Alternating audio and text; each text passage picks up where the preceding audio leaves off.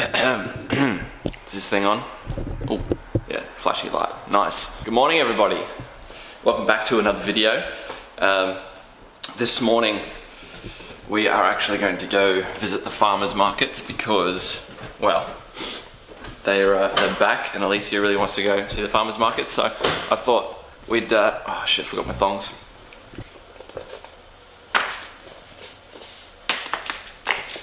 Do I have my keys? Yes, okay, cool.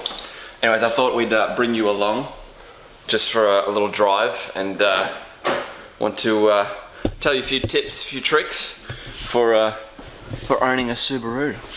Alright, so I've owned this car for about 4 years now, and the first tip I really want to give you is how to warm up your car properly.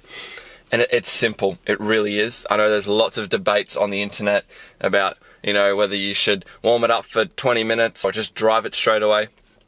And look, I've had advice from mechanics, from Subaru engine builders, specialists, and just my general knowledge of experiencing over 4 years is that you warm it up until your air-fuel ratio drops.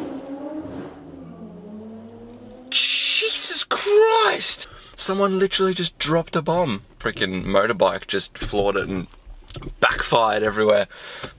Anyways, first tip. Alright, so when you're turning on your car for the first time, like so, I've got an air-fuel ratio gauge over here. So at the moment, as the sensor heats up, it will display an air-fuel ratio. Here we go, alright, so 20. So this is the car actually warming up. It's injecting more air in to try and get the cylinders as hot as possible, as quickly as possible. And basically, all you need to do is you need to wait for that number to drop down to 14.7, and that's like normal operating conditions. Then you can slowly put it out and make sure you don't give it any high revs or anything. You can drive your car normally after that. Even though the temperature gauge is still cold, we're fine just to baby it until temperature gets up to a warmer state. So let's get going. That's right, there's not much traffic.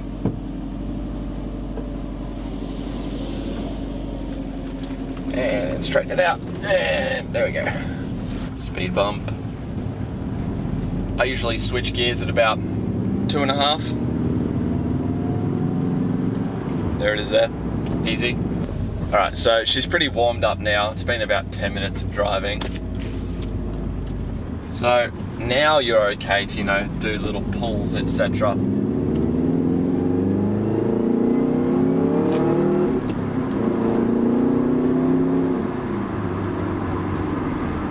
Never gets old.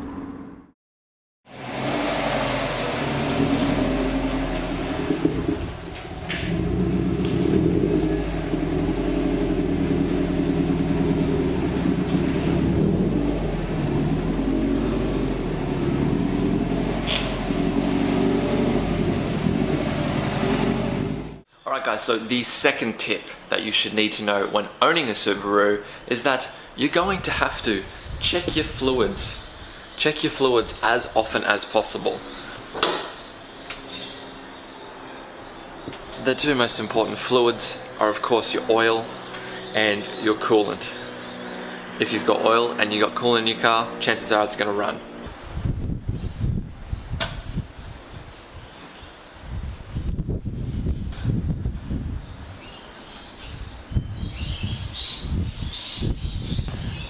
Yep, she's all good. Obviously, the other thing to check is the coolant, and that's a lot easier to check than the oil because obviously it's in a reservoir. So you just need to make sure that this coolant reservoir right here is nice and full to the full line. And that's all you need to do. I would recommend checking the oil and checking the coolant every week maybe. Also, another good rule of thumb is checking it every time you go to fill up. So, you know, if you do a lot of miles during the week, then definitely check it every time you fill up. It's just a easy thing to get going in your mind. But if not, once a week is fine. You don't really want to be going a month without checking your fluids, just in case, because it can happen. You can have your oil drop out underneath you, and next thing you know, you spin a bearing and you're up for a lot of money in repairs. So check your fluids. That is such an important thing when owning a Subaru.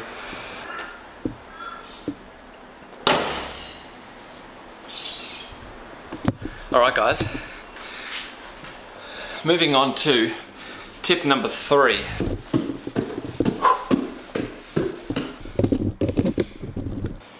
A lot of people do not realize that when they buy a performance car, such as a WRX, that they have to be paying more for fuel and subsequently more for insurance. The WRX isn't exactly a fuel efficient car. So you need to be prepared that you're going to suck up about 10 litres per 100 kilometres on average if you're just daily driving a WRX or STI. Now, because I know a lot of us are young and we want to be buying all these mad sports cars, our insurance companies are going to sting us for every dollar they can get. Your insurance is going to be a lot higher than a Camry, okay? So you need to be prepared that you're going to be paying a lot more money in insurance for a sports performance vehicle. That is tip number 3.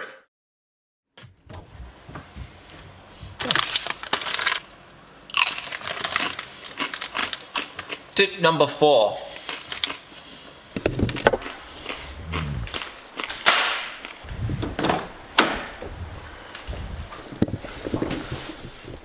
Now, in my own personal opinion, I really think that you should have around $10,000 in your bank account in case shit hits the fan.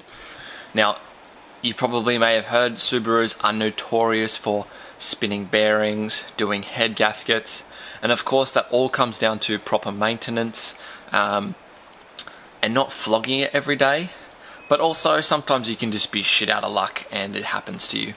So you need to have that scapegoat in your bank of, I reckon, $10,000 to have an engine rebuild, because you do not want to be stuck with a broken Subaru. It's going to be hell. You need to have money in the bank in case shit hits the fan.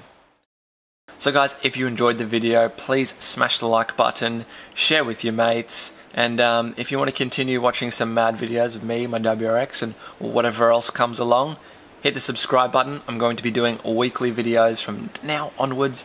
I've made a promise to myself and to you boys, weekly videos on the WRX. If not, I want to try and get into a few vlogs. Really thinking about buying a GoPro just because of that ultra smoothness, and it's so tiny and portable. So yeah, if you want to follow my Instagram, it is right here, 00lock. And yeah, I will see you in the next video. Peace out.